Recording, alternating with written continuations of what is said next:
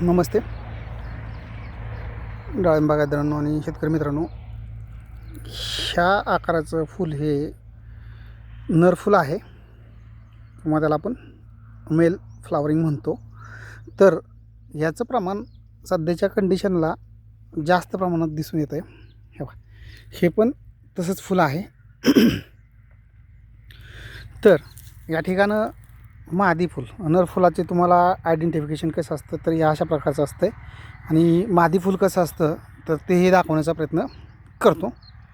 हे बघा, हे जे फूल आहे हे मादी कळी आहे किंवा याला फिमेल फ्लावरिंग म्हणतात. तर अशा पद्धतीचं फ्लावरिंग हे कमी आहे आणि हे जे नर फूल आहे ह्याचं प्रमाण जास्त आहे सगळ्यात महत्त्वाचं. आणि त्याचं ड्रॉपिंग पण होतं सगळ्यात महत्त्वाचं आणि मादी फुलांचं पण होतं. तर या ठिकाणं सगळ्यात महत्त्वाचं सकिंग पेस्टवरती काम होणं गरजेचं आहे. हे बघा, हे सुद्धा या प्रकारच्या आकाराची जी कळी आहे किंवा जे फूल आहे तर हे मादी फूल आहे आणि हे जे दिसतं आहे अशा प्रकारचं तर हे नर फूल आहे. बाकी फ्लावरिंग वगैरे म्हणाल तर या ठिकाणं भरपूर आहे, परंतु या ठिकाणं जवळजवळ विचार केला तर 60% जास्त या ठिकाणं नर फुलांचं प्रमाण दिसून येत आहे.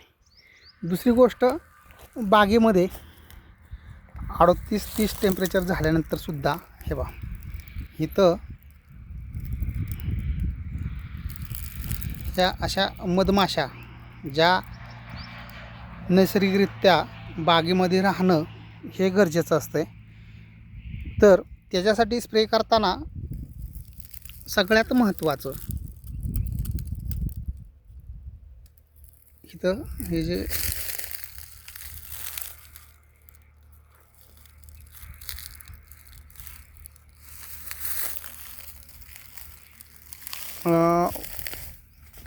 स्प्रे शेड्यूल हे व्यवस्थित ठेवणं गरजेचं आहे. दुसरी गोष्ट, पाणी आत्ताच्या टेम्परेचर जो 40+ टेम्परेचर जातं आहे, 39-40+ टेम्परेचर हे आत्ता दिसून येतं आहे. सगळ्यात महत्त्वाचं म्हणजे तर ह्या हीटमध्ये बाष्पीभवनाचा वेग हा जास्त राहतो. तर त्या हिशोबानं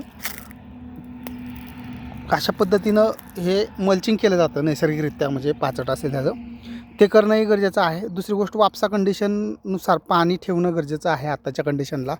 आणि हे जे स्ट्रोक आत्ताचे निघत आहेत, ही जी कळी आहे तर ही कळी अशा पद्धतीची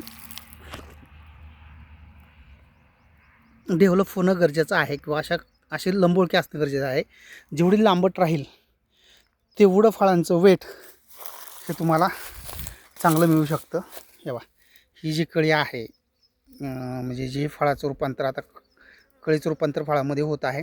दुसरी गोष्ट, एका एका झाडावरती साधारणपणे 5-10 माशा किंवा ज्याला आपण मधमाशी म्हणतो ती या ठिकाणं ह्या बागेमध्ये दिसून येत आहे. म्हणजेच फ्लावरिंग स्टेजला स्प्रे शेड्यूल हे प्रॉपरली होणं गरजेचं आहे. म्हणजेच जास्त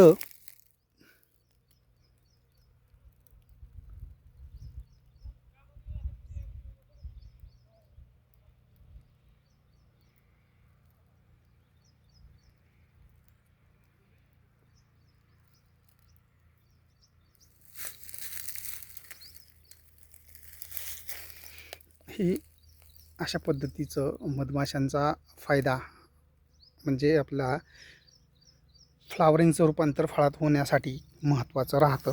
दुसरी गोष्ट, जर बागेमध्ये तुमच्याकडे निमॅटोड असेल तर तो कंट्रोलिंग न झाल्यामुळे सुद्धा फुलांचं ड्रॉपिंग होतं.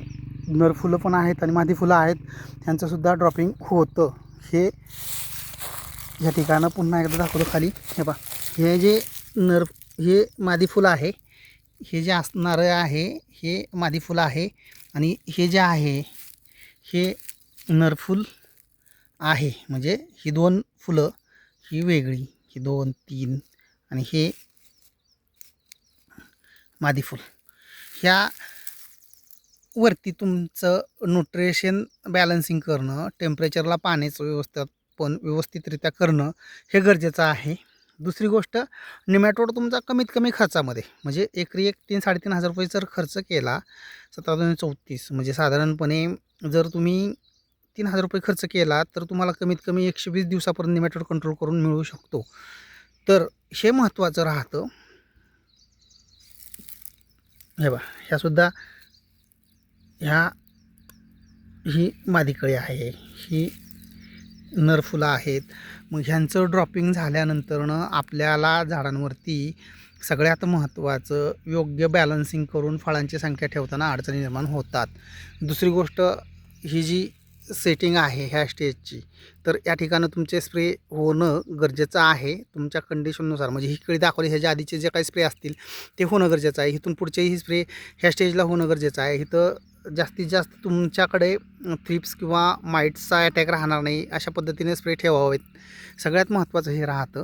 आणि ही जी अतिरिक्त फूट वाढते, खालील बाजूला जी फूट वाढलेली आहे तर ती वाढू नये यासाठी सगळ्यात महत्त्वाचं ही फूट वेळोवेळी काढणं गरजेचं आहे.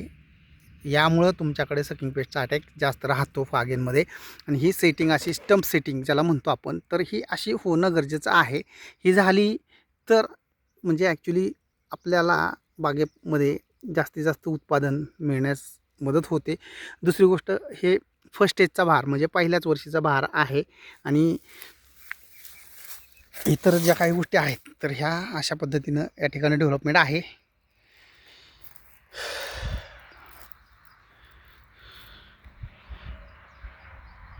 अशा पद्धतीचं या ठिकाणं फ्लावरिंग होऊन आता सेटिंग म्हणजे फळधारणेकडे बागेचा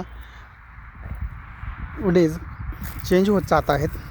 सगळ्यात महत्त्वाचं ही जी सेटिंग होते व अशा ज्या फळांचे साईज आहे या ठिकाणं शक्यतो पाण्याचा फ्लो हा आपला प्रॉपरली राहणं गरजेचं आहे किंवा पाणी व्यवस्थापन व्यवस्थित करणं गरजेचं राहणार आहे.